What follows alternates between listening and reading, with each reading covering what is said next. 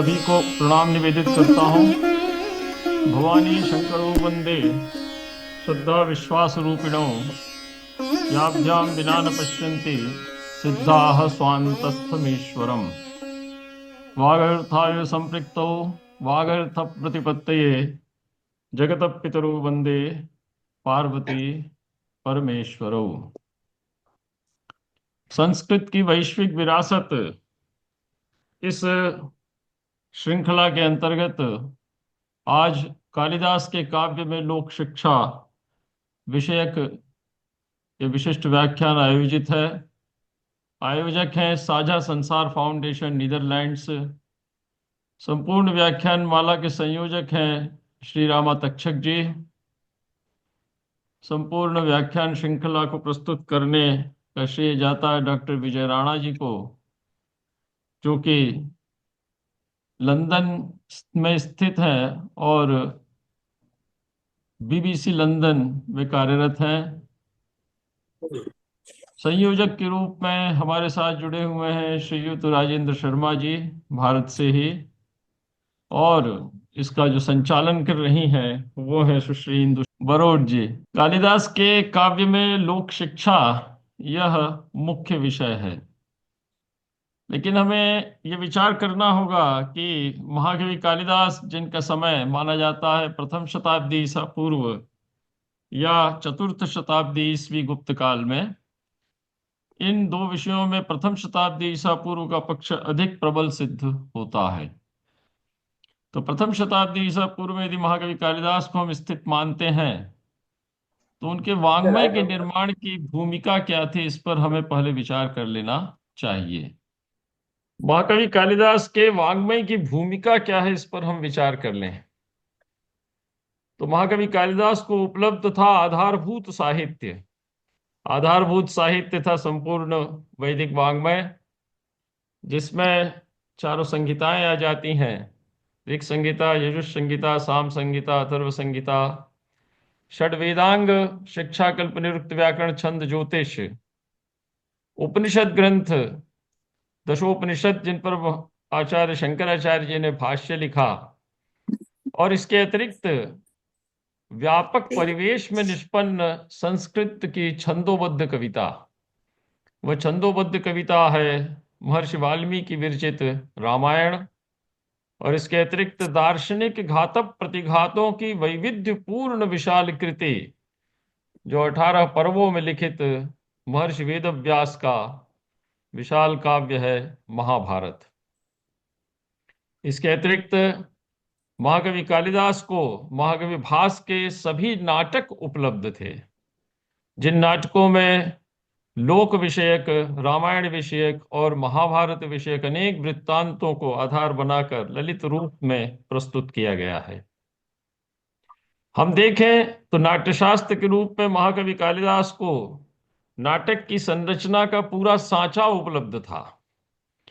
बौद्ध कृतियों में यदि हम देखते हैं तो उनको जातक कथाएं उपलब्ध थीं, जिन जातक कथाओं से उनकी लोक दृष्टि बनी। ऐसी स्थिति में महाकवि कालिदास इस आधारभूत साहित्य को ग्रहण कर एक अद्भुत कृतिकार के रूप में हमारे सम्मुख उपस्थित होते हैं। उनका शिल्प लोक से, काव्य शिल्प लोक से अनुमोदित जरूर है, लेकिन वह उस लोक की अत्यंत सूक्ष्म समीक्षा भी करता है। अतः महाकवि कालिदास एक कृतिकार के साथ साथ एक अद्भुत समीक्षक के रूप में, समाज और लोक के समीक्षक के रूप में हमारे बीच उपस्थित होते हैं। संस्कृत कविता में दो प्रकार की प्रवृत्तियां मुख्य रूप से पाई जाती हैं, एक नाट्यधर्मी और दूसरी है लोकधर्मी।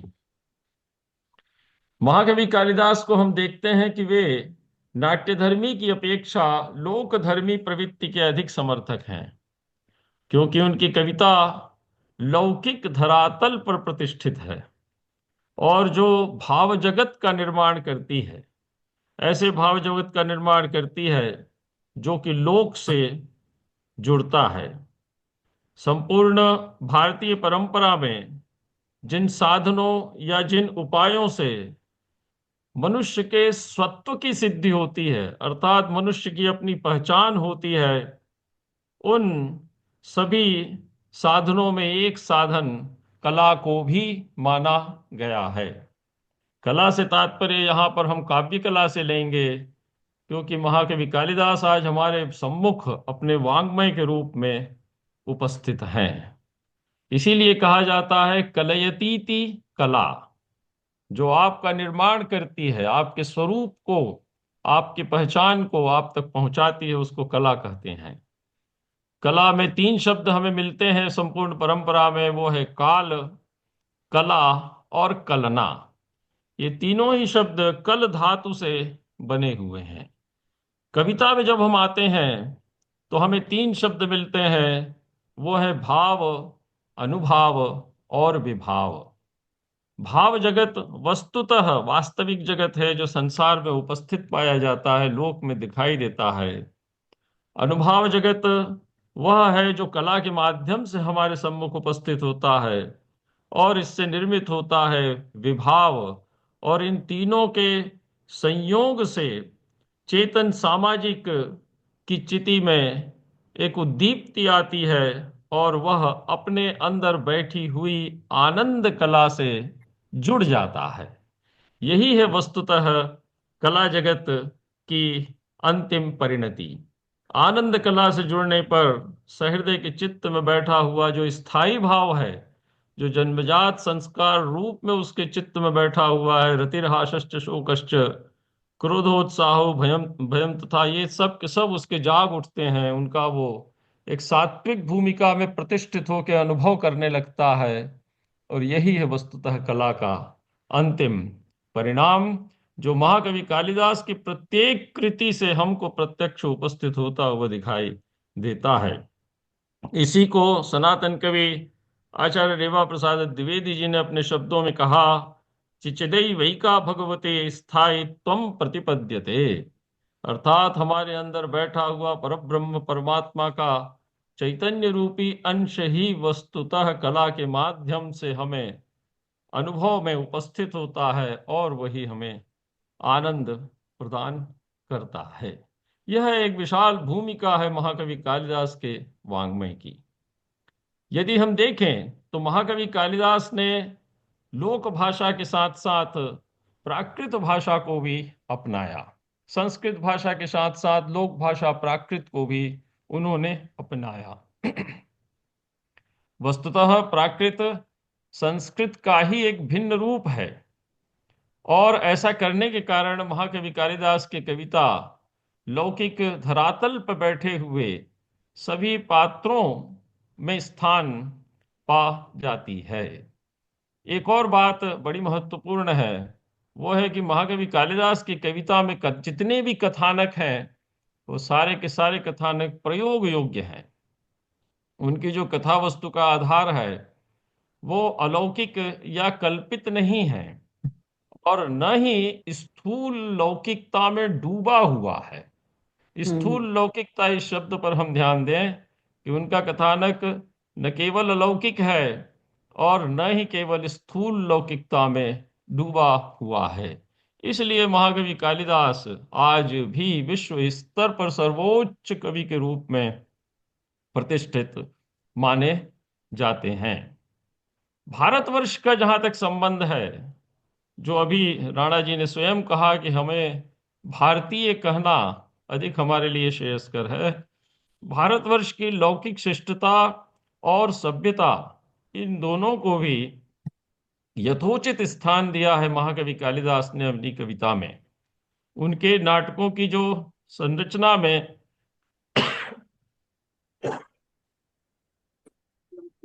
कला शास्त्र की पीठिका का आधार बना है भरत मुनि का नाट्यशास्त्र। नाट्यशास्त्र में भाव पक्ष जो सिद्धांत के रूप में उपस्थित है, और व्यावहारिक प्रयोग, दोनों ही अभिनय को प्रखर रूप में प्रस्तुत करते हैं। ऐसी स्थिति में महाकवि कालिदास की जो कविता है, वह कविता उस कला की प्रस्तुति है जो वस्तुतः द्वैत को दिखाती है, परंतु उस द्वैत को अद्वैत तक पहुंचाने का एक बहुत बड़ा माध्यम है। अद्वैत से तात्पर्य है एकत्व, स्वत्व, अद्वय या परब्रह्म परमेश्वर के साथ चिति का एकाकार हो जाना। ये एक विशाल भूमिका है महाकवि कालिदास की कविता की। इस पर आधारित होकर हम आज उनकी कविता की समीक्षा करते हैं। महाकवि कालिदास ने 2 खंड काव्यों, 2 महाकाव्यों और 3 नाटकों की रचना की। ये सर्वमान्य है। इसके अतिरिक्त और भी अनेक ग्रंथ हैं, लेकिन वे महाकवि की रचना के रूप में प्रचलित नहीं हो सके। 2 खंड काव्यों में प्रथम है मेघदूत और द्वितीय है ऋतुसंहार। मेघदूत में मंदाक्रांता छंद में विप्रलंब श्रृंगार से विषयक 111 पद्यों का ये संग्रह है। ऋतुसंहार में महाकवि ने संपूर्ण प्रकृति को अत्यंत मनोरम रूप में 6 ऋतुओं के वर्णन के रूप में संहार के रूप में प्रस्तुत किया। संहार शब्द का अर्थ है समुच्चय, एकत्रीकरण। 2 महाकाव्यों की रचना की इन्होंने, एक कुमार संभव और दूसरा रघुवंश। कुमार संभव अष्टमूर्ति महाकाव्य है। इसमें भगवती पार्वती और भगवान शंकर के विवाह प्रसंग को महाकवि ने विषय बनाया। यह युगीन रचना है। युगीन रचना इसलिए है क्योंकि जो उपस्थित हुई विपत्ति थी, सामाजिक विपत्ति, उसके समाधान का उपाय कुमार संभव के माध्यम से महाकवि ने लोक में प्रस्तुत किया। रघुवंश वस्तुतः प्रगतिशील मानव की कथा है। एक प्रगतिशील मानव, रघि गत्यर्थक धातु है, जो निरंतर प्रगति के रास्ते पर चलता चला जाता है। लेकिन प्रगति उसके साथ तभी तक जुड़ी रही जब तक कि उस प्रगति का आधार संयम था, और जहां संयम छूटा उसकी प्रगति समाप्त हो गई। यही उपदेश हमें रामायण से और महाभारत से भी मिलता है। 3 नाटकों की रचना महाकवि ने की। पहला है मालविकाग्निमित्र। मालविकाग्निमित्र वस्तुतः ऐतिहासिक नाटक है, क्योंकि इसमें मगध से लेकर विदिशा तक फैले हुए विशाल भूभाग और सुदूर उत्तर में जहां वसुमित्र ने जाकर यवनों को परास्त करके अश्वमेध के यज्ञ को जीत कर वापस लाया था, उस विशाल भूभाग पर फैले हुए राजनीतिक क्रमों को यहाँ महाकवि कालिदास ने प्रस्तुत किया है। विक्रमोर्वशीयम पुरुरवा उर्वशी की प्रणय गाथा है। अभिज्ञान शाकुंतलम राष्ट्रीय संदर्भ का नाटक है। राष्ट्रीय संदर्भ का नाटक इसलिए क्योंकि इसमें पृथ्वी लोक, अंतरिक्ष लोक और द्युलोक, ये तीनों ही मिलकर सर्वदमन रूपी एक राष्ट्रीय नायक की रक्षा करते हैं और भावी नेतृत्व के संवाहक उस नायक को, राष्ट्र को प्रदान करते हैं। इस दृष्टि से हमें अभिज्ञान शाकुंतल को देखना चाहिए। हमारे यहाँ बड़ा प्रसिद्ध श्लोक है, नात्यंतम संस्कृतेनैव नात्यंतम लोकभाषया कथाम गोष्ठीषु कथयन लोके अभिमतो भवेत्। इस तथ्य को महाकवि कालिदास अच्छी तरह जानते थे कि हम केवल यदि आदर्श की बात करेंगे, संस्कृत की बात करेंगे, और यदि हम केवल लोक की सामान्य बात करेंगे तो हमें प्रतिष्ठा प्राप्त नहीं होगी। हमें आदर्श के साथ सामान्य व्यक्ति को जोड़कर एक संतुलन बनाकर आगे बढ़ना है। इसीलिए न केवल संस्कृत से हम समाज को रक्षा कर सकते, और न ही केवल हम लोक भाषा या प्राकृत इत्यादि भाषा से हम समाज की रक्षा कर सकते। अतः महाकवि कालिदास ने अपनी कविता में इन सभी आदर्शों को बड़े ही संतुलित रूप में प्रस्तुत करते हुए समाज को एक नई दिशा प्रदान की है। प्रारंभ में हम देखें तो महाकवि ने संपूर्ण सृष्टि में ईश्वर को प्रत्यक्ष उपस्थित पाया। उन्होंने ये नहीं कहा कि ईश्वर सृष्टि से परे है। उन्होंने स्पष्ट कहा कि ईश्वर आपकी आंख के सामने उपस्थित है। वो कैसे? तो अष्टमूर्ति के रूप में। यह बात उन्होंने अभिज्ञान शाकुंतल के मंगलाचरण में भी कही, और यही बात उन्होंने मालविकाग्निमित्र के मंगलाचरण में कही। प्रत्यक्षाभिप्रपन्नान् स्तनुभिरवतु वस्ताभिरष्टाभिरीशः। वो ईश कहते हैं कि भगवान हमारी रक्षा करे। कैसे भगवान? जो प्रपन्न है, जो उपस्थित है, प्रत्यक्ष है। और किसकी रक्षा करें? प्रपन्न की रक्षा करें। प्रपन्न से तात्पर्य है भक्ति पूर्वक जो ईश्वर की शरणागति में पहुंचा हुआ है। ये 8 मूर्तियां कौन सी हैं? तो वो है पंच महाभूत, पृथ्वी, जल, तेज, वायु, आकाश, सूर्य और चंद्रमा, जो कि काल के नियंता हैं। और अंतिम उन्होंने माना 8वीं मूर्ति के रूप में हमारे अंदर बैठा हुआ परब्रह्म परमेश्वर यजमान, जो कि इस सृष्टि चक्र का नियामक है, जो कि इस सृष्टि चक्र में एक यजमान मूर्ति के रूप में विराजमान है। इसमें आहुति प्रदान करने वाला वह यजमान है। इसी बात को महाकवि कालिदास ने मालविकाग्नि मित्रम में भी कहा, अष्टाभिर यस्य कृष्णम जगदपि तनुभिर्बिभ्रतो नाभिमानः। ईश्वर इस संपूर्ण विश्व को अपनी 8 मूर्तियों के रूप में धारण किए हुए है, लेकिन उसके बाद भी उनके चित्त में जरा भी अहंकार छू नहीं गया। इसलिए सन्मार्गा लोकनाय व्यपनुत सुबस्तामसीम वृत्तिरीशः वृत्तिमीशः। हमारी तामसी वृत्ति को ऐसे ईश्वर नष्ट करें। विचार करें तो भगवान की जो अष्टमूर्तियां हैं उनके विषय में कहा जाता है, भवशर्वो रुद्र पशुपति रथोग्र सह महांस तथा भीमेशाना विधियद्भिधानाष्टकमिदम्। भगवान शंकर के 8 नाम हैं जो महिम्न स्तोत्र में प्राप्त होते हैं। वो है रुद्र, भव, शर्व, ईशान, पशुपति, भीम, उग्र और महादेव।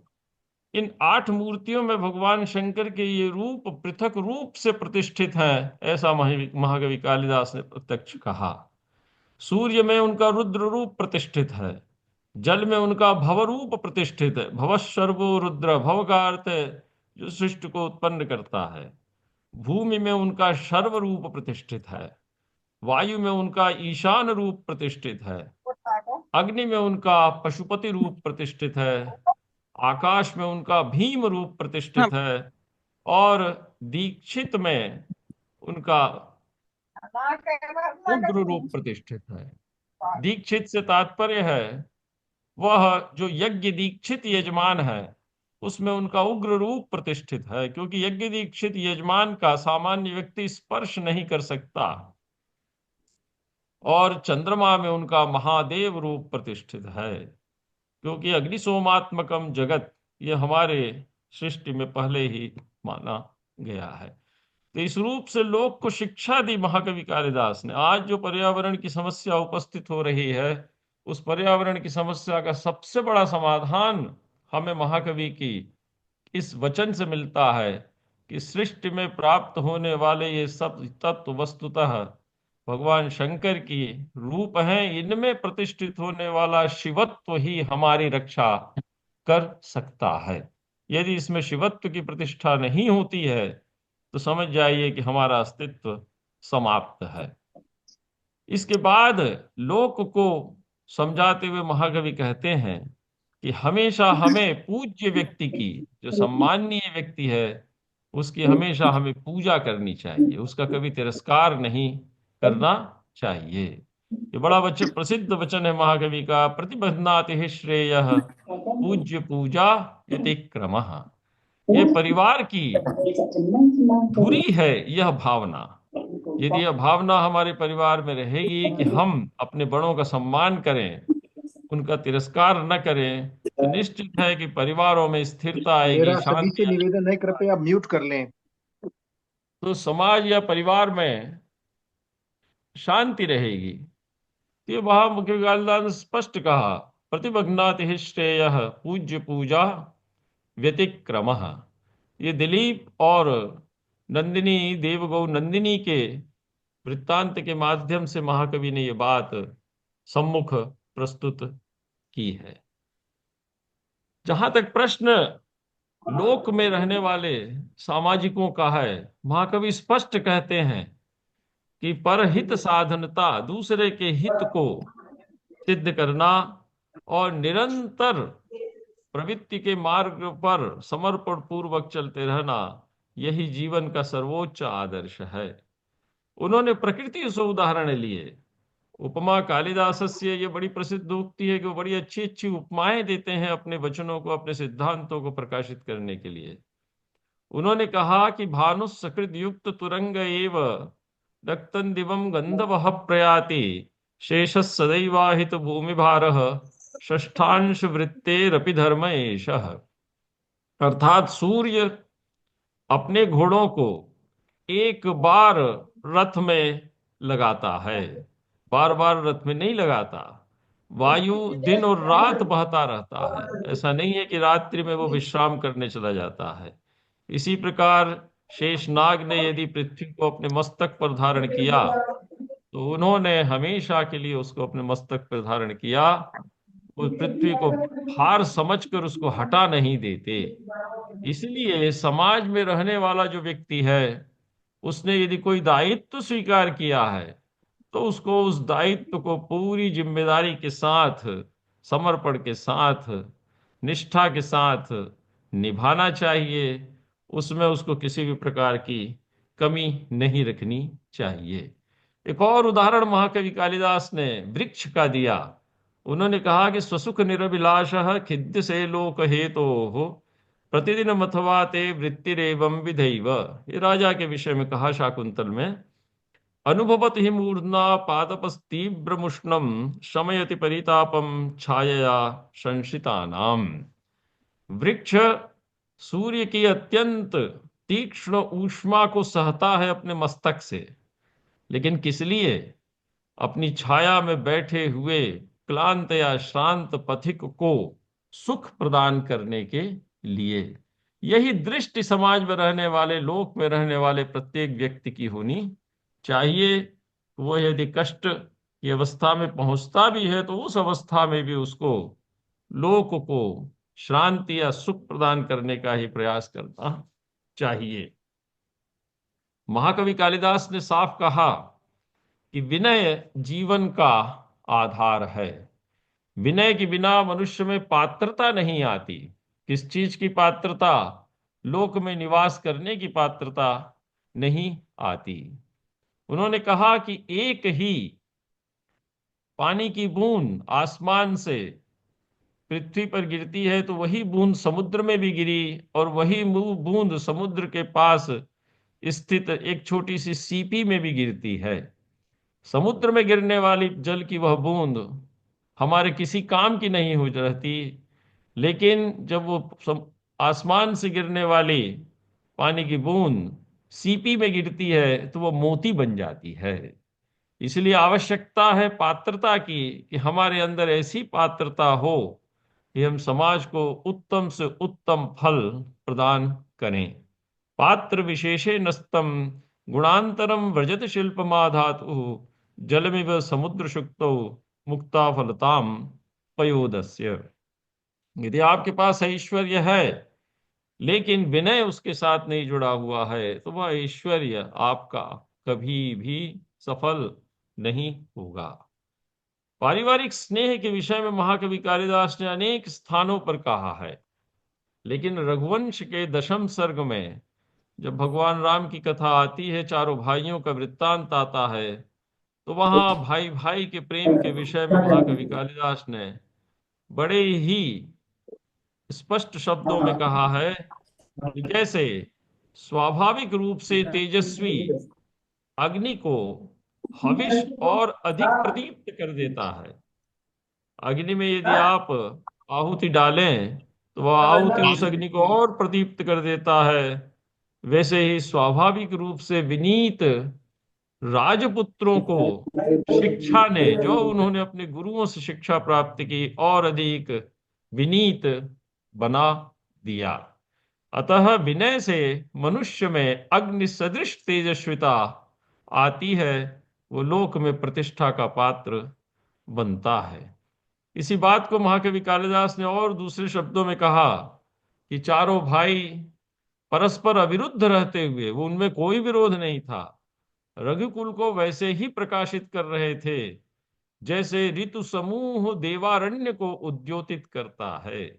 वसंत ऋतु में जैसे वन प्रदेश अत्यंत मनोहर और सुगंधित रूप में उपस्थित होता है, वैसे ही चारों भाइयों ने अविरुद्ध रहते हुए उनमें परस्पर किसी भी प्रकार का मनमुटाव नहीं था, रघुकुल रूपी देवारण्य को सुगंधित किया, प्रकाशित किया, सुषमित किया।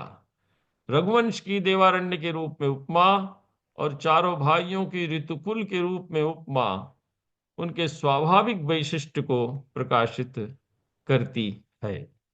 एक और बड़ा अच्छा उदाहरण महाकवि कालिदास ने दिया कि तेषां द्वयोरैक्यम विविधे न कदाचन, यथा वायु विभावस्वोर यथा चेन्दु समुद्रयोः। एक छोटा सा पद्य है और इसमें जीवन का सारा सार महाकवि ने प्रस्तुत कर दिया। पारिवारिक ऐक्य की बात को प्रस्तुत करते हुए उन्होंने कहा कि राम लक्ष्मण और भरत और शत्रुघ्न का जो ऐक्य है वो कभी भी समाप्त नहीं हुआ। कैसे? वैसे ही जैसे वायु और अग्नि का और चंद्र और समुद्र का। भगवान राम को वायु के रूप में बतलाया, वो निरंतर सतत गतिशील है, निरंतर गतिमान है लोक कल्याण के लिए। लक्ष्मण को अग्नि के समान तेजस्वी बताया, भरत को चंद्र सदित अत्यंत सहिष्णु और शीतल बतलाया, और शत्रुघ्न को समुद्र के समान अत्यंत गंभीर और विशाल बताया। ये कालिदास की उपमा का वैशिष्ट्य है जो कि लोक को शिक्षा देता है। ये भाइयों के माध्यम से उन्होंने प्रस्तुत की है, लेकिन यदि लोक में ये गुण प्रतिष्ठित होते हैं तो लोक का सामर्थ्यवान होना, सफल होना सुरक्षित निश्चित है। एक और बड़ा अच्छा उदाहरण उन्होंने प्रकृति से लिया कि भ्रमंति नम्रास्तरव फलागमैः नवाम्बुभिर तोय विलंबिनो घनाः या दूर विलंबिनो घनाः अनुद्धता सत्पुरुषा समृद्धिभिः स्वभाव एवैष परोपकारिणाम। समाज में रहने वाला व्यक्ति वह यदि वो परोपकारी है तो वो हमेशा झुककर चलेगा, विनय के साथ चलेगा, भले ही बड़ा से बड़ा ऐश्वर्य उसके पास उपस्थित हो। वैसे ही जैसे वृक्ष में जब फल आ जाते हैं तो वृक्ष झुक जाता है, मेघ में जब पानी आ जाता है, जल आ जाता है तो मेघ भी नीचे की ओर झुक जाता है। वैसे ही समृद्धि को प्राप्त करके श्रेष्ठ पुरुष कभी भी उसके अहंकार का प्रदर्शन नहीं करते, वे परोपकार से ही लोक में जीवन व्यतीत करते हैं। आज समाज में चारित्रिक अभ्युन्नति को लेकर बहुत बड़ा प्रश्न खड़ा किया जा रहा है। तो आत्मनियंत्रण या जितेंद्रियता का बड़ा उपदेश हम देते हैं, लेकिन व्यावहारिक दृष्टि से यदि हम देखें तो महाकवि कालिदास की कविता में यह बात प्रतिष्ठित दिखलाई देती है। महाकवि कालिदास ने भगवान राम के ज्येष्ठ पुत्र कुश के माध्यम से इसको प्रस्तुत किया। कुश अपनी राजधानी कुशावती में निवास कर रहा था। मध्य रात्रि का समय था, तभी उसके कक्ष में एक अत्यंत रूपवती युवती प्रवेश कर जाती है बिना किसी सूचना के। मध्य रात्रि का समय, कुश अपनी शैया पर लेटा हुआ है और सामने खड़ी है अत्यंत रूपवती युवती। कुछ शैया से उठता है, आधा उठता है और उसको देख कर पूछता है, कातम शुभे कस्य परिग्रहो वा किम वा मदभ्यागम कारणन्ते आचक्षु मत्वा वशिनाम रघूणाम मन परस्त्री विमुख प्रवृत्ति। ये वचन आज के युवाओं के लिए बड़े ही महत्वपूर्ण है। उनका कहना था, उन्होंने संबोधन किया और कहा कि शुभे, उसका संबोधन किया, शुभे, हे कल्याणी, तुम कौन हो और तुम किसका परिग्रह हो। परिग्रह से तात्पर्य है तुम्हारा किससे विवाह हुआ है, और इस मध्यरात्रि को एकांत में मेरे सम्मुख उपस्थित होने के पीछे क्या कारण है, किस उद्देश्य से मेरे सम्मुख आई हो।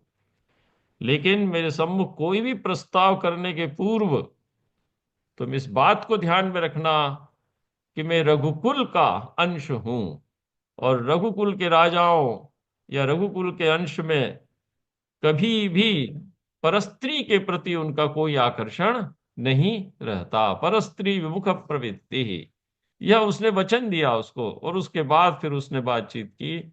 वस्तुतः वह थी अयोध्या नगरी, क्योंकि भगवान राम के महाप्रस्थान कर जाने के उपरांत भाई अयोध्या हम का भाई उनके कैसे ऐसे स्थिति सत्व है हमारी माता जी के स्वयं सामान्य में। नहीं थी। हमें यह तो और कहा था ना कि उस दर्द, इतना दर्द रहा है कि क्षमा नहीं। अयोध्या की रक्षा के लिए, अयोध्या स्वयं अपनी रक्षा के लिए वहां पर उपस्थित हुई थी। जहां तक प्रश्न प्रणय का है, प्रणय के अद्भुत चितेरे हैं महाकवि कालिदास। इनकी कृतियों में आपको प्रणय के अनेक प्रसंग प्राप्त होंगे। चाहे विक्रमोर्वशीयम हो, चाहे विज्ञान शाकुंतल हो, शाकुंतलम हो, चाहे मालविकाग्नि मित्रम हो। रघुवंश में और कुमार संभव में, कुमार संभव में तो प्रणय ही मुख्य आधार है भगवती पार्वती और शंकर जी का। लेकिन एक संतुलित प्रणय के पक्षधर हैं महाकवि कालिदास, और लोक को इसका उपदेश देते हैं। अभिज्ञान शाकुंतल में उन्होंने जिस प्रणय का प्रदर्शन किया, और कुमार संभव में जो प्रणय का प्रदर्शन किया, उसके माध्यम से महाकवि कालिदास ने लोक को उपदेश दिया है कि तपश्चर्या की अग्नि में तपा हुआ प्रणय ही वस्तुतः सफल होता है, और केवल भौतिक आकर्षण पर आश्रित जो प्रणय है, प्रसंग है, स्त्री पुरुष का जो परस्पर आकर्षण है, वह कभी भी सफल नहीं होता। अभिज्ञान शाकुंतल को हम यदि लेते हैं तो तृतीय अंक में जो स्थिति थी शकुंतला और दुष्यंत की, वो अत्यंत ही भौतिक भूमिका पर आश्रित थी। दुष्यंत कहता है, श्रिया दुरापक कथमीप्सितो भवेत। यदि तुम मुझको चाह गई तो मेरा तुम्हें प्राप्त होना निश्चित ही है। लक्ष्मी को प्राप्त करने की इच्छा रखने वाला लक्ष्मी को प्राप्त करे ये सुनिश्चित नहीं है। लेकिन यदि लक्ष्मी ही किसी व्यक्ति को प्राप्त करने की इच्छा कर ले, तो उसका लक्ष्मी को प्राप्त होना, उसको लक्ष्मी प्राप्त होना सुनिश्चित है। ये स्थिति थी दुष्यंत की। लेकिन दुष्यंत भी अत्यंत संयमी था। उसने यह सुनिश्चित कर लिया कि शकुंतला जो है सो असवर्ण क्षेत्र संभवा है, अर्थात ऋषि की पुत्री नहीं है। और दूसरा निश्चय उसने कर लिया कि इसका कहीं विवाह तय नहीं हुआ है। तभी वो कहता, असंशयम छत्र परिग्रह क्षमा यदार्यमस्याम अभिलाषी में मनः सताम ही संदेह पदेषु वस्तुषु प्रमाणम अंतःकरण प्रवृत्तयः। जब तक उसने ये दो बातें सुनिश्चित नहीं कर ली, उसका दुष्यंत का शकुंतला के प्रति आकर्षण नहीं हुआ। यदार्यम अस्या आर्यम, अपने मन को उसने ये बात कही। शकुंतला की जो स्थिति थी वो भी स्थिति दुष्यंत के प्रति अत्यंत आकर्षण की थी।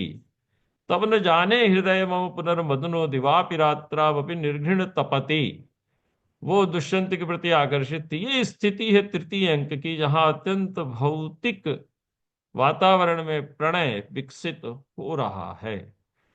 लेकिन वही प्रणय शापित होता है, और सप्तम अंक में तपश्चर्या की अग्नि में तप कर एक उत्तम नायक सर्वदमन के साथ हमारे सम्मुख उपस्थित होता है। सप्तम अंक की उसी शकुंतला के स्वरूप को यदि आप देखें महाकवि कालिदास में, तो वो है, वसने परिधूसरे वसाना नियम क्षाम मुखी धृतैकमेणी अति निष्करुण शुद्धशीला मम दीर्घम विरह व्रतम विभर्ति। इससे एक संदेश और प्राप्त होता है कि प्रणय की परिणति होती है राष्ट्र के निर्माण में योग्य नायक की प्रस्तुति से। यदि हम राष्ट्र के निर्माण के योग्य नायक प्रस्तुत नहीं कर पाते, तो गृहस्थ धर्म में होने वाला जो प्रणय है, वह प्रणय हम वास्तुतः सफल नहीं मानते। और यह आगे जाकर जब मारीच, महर्षि मारीच कहते हैं दुष्यंत से कि दृष्टया शकुंतला साध्वी सतपत्यमिदम भवान श्रद्धा वित्तम विधिश्चेति तृतीयम तत्समागतम। तीनों अपेक्षित है। श्रद्धा भी अपेक्षित है, बिना श्रद्धा के हम जीवन में आगे नहीं बढ़ सकते। श्रद्धा और विश्वास। वित्त भी अपेक्षित है, सामर्थ्य भी अपेक्षित है, और उस वित्त के सम्यक विनियोजन की विधि भी अपेक्षित है। तो यहां महाकवि कालिदास ने शकुंतला को श्रद्धा के रूप में प्रस्तुत किया, जो समर्पित है संतति के संरक्षण के लिए और पति के प्रति अनन्य भाव से पातिव्रत्य का व्रत धारण किए हुए। वित्त के रूप में जो भावी राष्ट्र का संवाहक है, सर्वदम उसको वित्त के रूप में प्रस्तुत किया, और इनके समुचित विनियोजन की विधि के रूप में उन्होंने राजा दुष्यंत को प्रस्तुत किया। ये भाव हैं लोक विषयक जो हमें महाकवि कालिदास में प्राप्त होते हैं। यदि हम कुमार संभव को देखें तो कुमार संभव में जो प्रणय है वह प्रणय प्रारंभ में यद्यपि भौतिकता पर आश्रित था, क्योंकि वहां देवताओं के सम्मुख आत्मरक्षा का प्रश्न था। उन्हें सेना नायक की आवश्यकता थी तारकासुर के विनाश के लिए, और सेना नायक उन्हें प्राप्त होता भगवती पार्वती और भगवान शंकर के परस्पर विवाह से। इसलिए उन्होंने भगवती पार्वती को कामदेव को माध्यम बना एक अत्यंत सुंदरी स्त्री के रूप में भगवान शंकर, समाधिस्थ भगवान शंकर के सम्मुख प्रस्तुत किया। जब इस प्रकार के भौतिक उद्देश्य से, भौतिक विधि से जब भगवती उपस्थित होती है समाधिस्थ भगवान शंकर के सम्मुख, तो वो अपने प्रणय में सफल नहीं हो पाती हैं। वहां वही महाकवि कालिदास का जो वचन है वो बड़ा ही महत्वपूर्ण है। उन्होंने स्पष्ट कहा, प्रियेषु सौभाग्य फला ही चारुता। लावण्य के समर्थक हैं वो। सरसिज मनुविद्धम शैवलेनापि रम्यम, ये सब उन्होंने कहा है विज्ञान शाकुंतल में लावण्य के लिए। लेकिन लावण्य यदि सौभाग्य पर प्रतिष्ठित हो तो वो एक अपूर्व सौंदर्य के साथ समाज को नई दिशा देने में समर्थ हो पाता है। इसीलिए सौभाग्य को उन्होंने माना, और सौभाग्य की बात उन्होंने मेघदूत में भी कही है कि सौभाग्यम ते सुभग विरहा विस्थया व्यंजयंती। नदी के माध्यम से कहा, नदी और मेघ के बीच में उन्होंने नायक नायिका का संबंध स्थापित किया। और जब मेघ चला जाता है तो नदी की जलराशि क्षीण हो जाती है। क्षीण हुई जलराशि वाली नायिका के रूप में दिखाई दे रही नदी वस्तुतः मेघ के प्रति अपने सौभाग्य का प्रकाशन कर रही है। और सौभाग्य का भाव न हो तो लोक में जो दाम्पत्य है वो दाम्पत्य सफल नहीं हो सकता। इसी को दूसरे शब्दों में महाकवि कालिदास ने कहा है, स्त्रीणाम प्रियालोक फलो ही वेशः। ये बात एक और हमें वहां पर मिलती है। भौतिक दृष्टि से प्रयास करने पर जब पार्वती नहीं होती तो वो तपश्चर्या में लीन हो जाती हैं, क्योंकि उनको मालूम था तपक्किलेदम तदवाप्ति साधनम मनोरथाना मगतिर्न विद्यते। वो संपूर्ण विश्व के ऐश्वर्य के स्वामी को प्राप्त करना चाहती थी, अतः उनका लक्ष्य बहुत ऊंचा था। लेकिन उस लक्ष्य की प्राप्ति का जो मार्ग प्रारंभ में उन्होंने अपनाया वो उचित नहीं था। उसकी प्राप्ति का मार्ग था तपश्चर्या। अतः लोक को उपदेश देते हैं महाकवि कालिदास कि बड़े से बड़े संकल्प की सिद्धि के मूल में यदि तपश्चर्या हो तो वह संकल्प अवश्य ही सिद्ध होता है। यदि तप नहीं होगा तो वह संकल्प सिद्ध नहीं होगा। तपक्किलेदम तदवाप्ति साधनम मनोरथानाम अगतिर न विद्यते। भगवान शंकर ब्रह्मचारी का वेश धारण करके पार्वती की परीक्षा के लिए उपस्थित होते हैं, और शंकर स्वयं अपनी ही निंदा करते हैं। पार्वती उनको ब्रह्मचारी समझती हैं और निंदा करते हैं। तो वहां पार्वती ने स्पष्ट कहा, न केवलम यो महतोपभाषते शृणोति तस्मादपि सोपि पाप भाग। बड़े व्यक्ति की निंदा की जाती है, यदि पूज्य व्यक्ति की निंदा की जाती है तो न केवल निंदा करने वाला पाप का भागी होता है, अपितु जो उसको सुनता है वो भी पाप का भागी होता है। ऐसा कह के उन्होंने शंकर जी को रोक दिया। शंकर भगवती की तपस्या से प्रभावित होकर स्वयं को दास के रूप में प्रस्तुत कर देते हैं। अद्य प्रभृत्य नवतांगी तवास्मि दासः। लेकिन कैसा दास? भगवती पार्वती की तपस्या से खरीदा हुआ दास। पार्वती भगवान शंकर के अनुकूल होने पर अपना संतुलन खोती नहीं है। वो कह देती हैं कि यहां तक मेरा अधिकार था, आपको अनुकूल करने तक मेरा अधिकार था, लेकिन इसके बाद आपसे विवाह करने का अधिकार मेरे माता और पिता को है। यदि आपको मुझसे विवाह करना है तो मेरे माता पिता हिमालय और मेना से जाकर आप याचना कीजिए, क्योंकि दाता में भूभृताम नाथ प्रमाणी क्रियताम इति। सप्तर्षि पहुंचते हैं माता अरुंधति के साथ हिमालय के पास भगवान शंकर के निवेदन पर, लेकिन हिमालय संपूर्ण ऐश्वर्य के अधिपति का प्रस्ताव उपस्थित होने पर भी हाँ करने में समर्थ नहीं हो सके, पार्वती के परिणय के विषय में निर्णय नहीं कर सके। क्यों? क्योंकि हमारे यहाँ कहा गया है, प्रायेण गृहिणी नेत्राः कन्यार्थे ही कुटुम्बिनः। जो परिवारी व्यक्ति होता है वो कन्या के विषय में निर्णय अपनी पत्नी के नेत्रों से करता है, अपनी पत्नी के विचारों को जानकर ही करता है।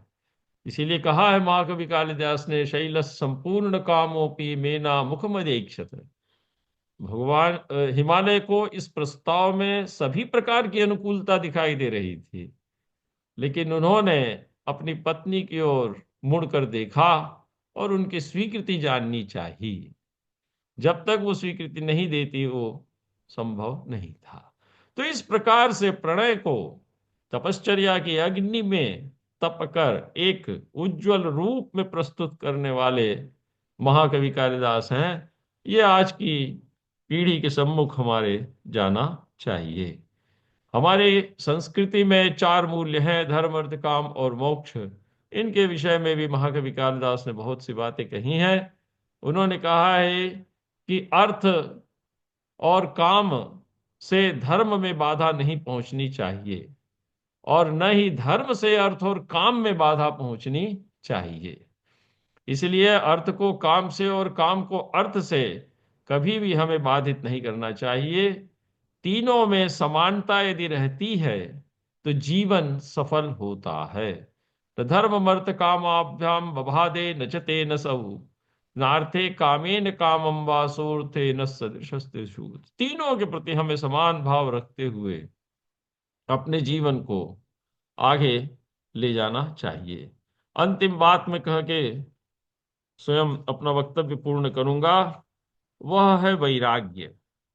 महाकवि कालिदास के नायकों में जितना ऊंचा ऐश्वर्य प्रतिष्ठित है उतना ही ऊंचा उनमें वैराग्य भी प्रतिष्ठित है।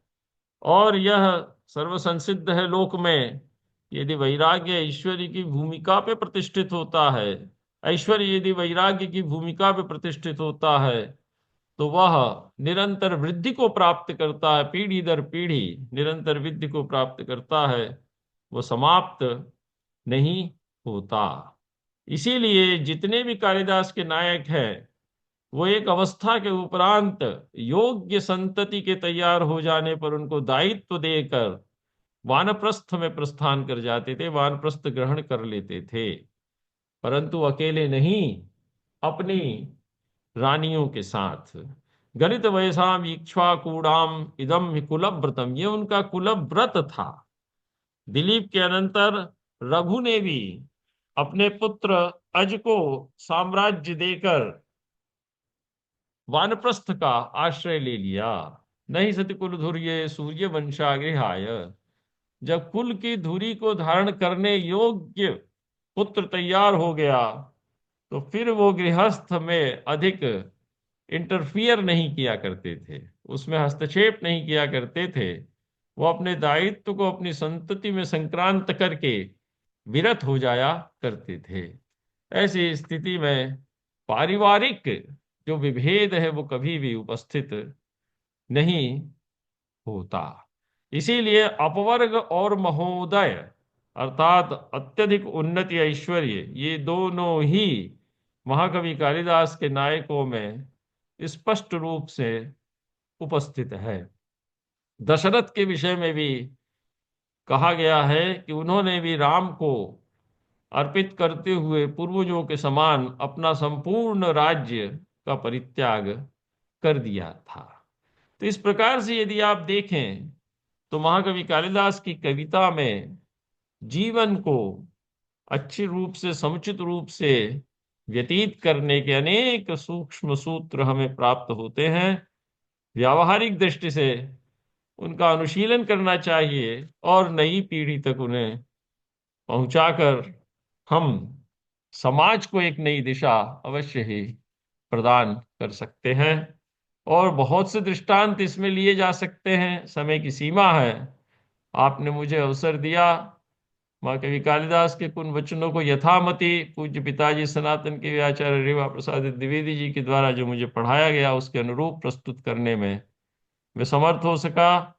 एक बात और कहूंगा कि मेघदूत में महाकवि कालिदास ने साफ कहा है, याच्या मोघा वर मधिगुणे नाद में लब्ध कामा।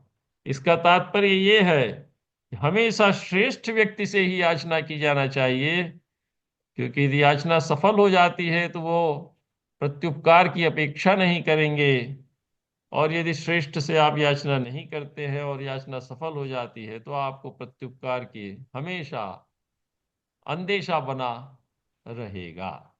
और श्रेष्ठ से की गई याचना यदि असफल हो जाती है तो आप स्वयं को अपमानित भी महसूस नहीं करेंगे। तो ऐसे बहुत से महत्वपूर्ण व्यावहारिक पक्षों को महाकवि कालिदास ने अपनी कविता में समाहित किया है। इन शब्दों के साथ मैं आप सभी को प्रणाम निवेदित करता हूं।